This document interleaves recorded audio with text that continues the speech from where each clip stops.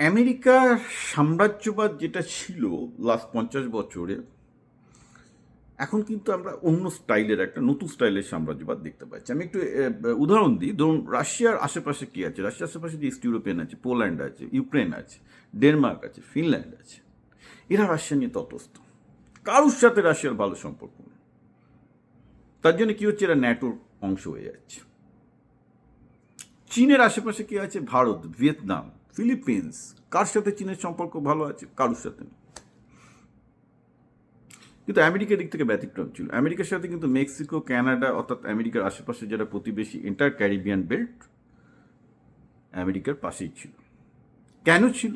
কেন এই ব্যতিক্রম আমেরিকার ক্ষেত্রে? কারণ আমেরিকা তো সবচেয়ে বড় সাম্রাজ্যবাদী দাদা, সবচেয়ে বড় দাদা। তার কারণ আমেরিকার সাম্রাজ্যবাদ করারও একটা স্টাইল ছিল। স্টাইলটা কীরকম? ইরাকে যখন হলো, প্রথম পার্লামেন্টে সেটাকে পাস করানো হলো ইউএসের, যেটাকে আমরা ইউএস কংগ্রেস বলি। তারপর 43টা দেশকে তাদের পার্লামেন্টগুলোকে রাজি করানো হলো, করে ইরাক অ্যাটাক করা হলো। অর্থাৎ আমেরিকা নিজের সাম্রাজ্যবাদী যেসব কার্যকলাপ এতদিন চালিয়েছে, তার মধ্যে একটা there was a method in madness, method in that imperialism. সেই মেথডটা কি? তার সমস্ত মিত্র যারা, বলা হতো ভাই আমরা সবাই মিলে একসাথে আছি, ভয় পেও না, আমরা একটা প্রিন্সিপালের ভিত্তিতে ইম্পেরিয়ালিজম, এইটার একটা নাম আছে। এই ইম্পেরিয়ালিজমটাকে বলা হয় যে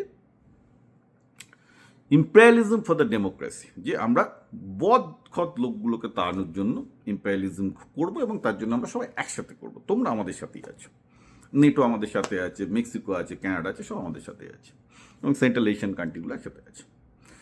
ট্রাম্প এখান থেকে সরে আসছেন, সরে এসে বলছেন না, শুধু দেশগুলো হলে হবে না, দেশগুলোর গভর্নমেন্টও pro capitalist right wing government হতে হবে। অর্থাৎ আর্জেন্টিনায় যেমন হয়েছে, ব্রাজিলে পাল্টানোর জন্য তিনি আজকে আবার ব্রাজিলকেও খরচের খাতায় ফেলে দিয়েছেন। তো সমস্যাটা কি হচ্ছে যে, ঠিক আছে, অন প্রিন্সিপাল দেশগুলো আমেরিকার সাথে এসে যদি তারা একসাথে একটা ইম্পেরিয়ালিস্টিক বা একসাথে যদি কোনো তাদের বৈদেশিক সিদ্ধান্ত নেয়, দ্যাটস এ ডিফারেন্ট থিং।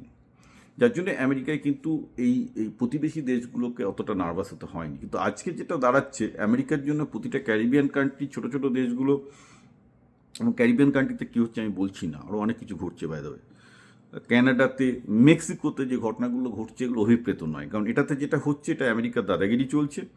তারা এতদিন আমেরিকার দাদাগিরি ছিল, কিন্তু আমেরিকার দাদা হলো মেক্সিকো একটা ছোট ভাই, কানাডা একটা ছোট ভাই, জার্মানি একটা ছোট ভাই। ওই ছোটো ভাইয়ের সম্মানটা কিন্তু আমেরিকা দিয়ে এসছে একদিন, কিন্তু ট্রাম্প সেটাও দিতে রাজি না। এবং যেটা খুব ডেঞ্জারাস জিনিস। বলা হচ্ছে যে না, আগে তুমি আমার কথা শুনবে। আগেও কিন্তু আমেরিকার ব্যাপারটা এটাই ছিল যে আগে আমার কথা শুনবে, কিন্তু বলা ভাই তুই ছোটো ভাই, তুই আমার কথা শোন, আমরা একসাথে থাক, ফ্যামিলির লোকজন, ওরা শত্রু, ওদের সাথে গিয়ে আমরা একটু চল খেলা করে আসি। আগে এই টাইপের করে সবাইকে নিয়ে একটা আমেরিকা কাজ করতো। এখন কিন্তু ভয় ঢুকে করানোর চেষ্টা হচ্ছে, and this is back firing, and US is losing friend. এটা অত্যন্ত একটা বাজে জায়গায় চলে যাচ্ছে, যেটা মানে একজন আমেরিকান হিসাবে 20 বছর ধরে আমি মেক্সিকোতে গেছি, কানাডায় গেছি, ক্যারিবিয়ানে তো ঘুরে বেড়াই, একটা সময় প্রচুর সম্মান পাওয়া যেত। এখন আমি আর নিজেকে আমেরিকান বলে তো ক্যারিবিয়ানে পরিচয় দিই না, আমি ইন্ডিয়ান, ঠিক আছে। খুব চিন্তার ব্যাপার হয়ে যাচ্ছে কিন্তু ব্যাপারটা।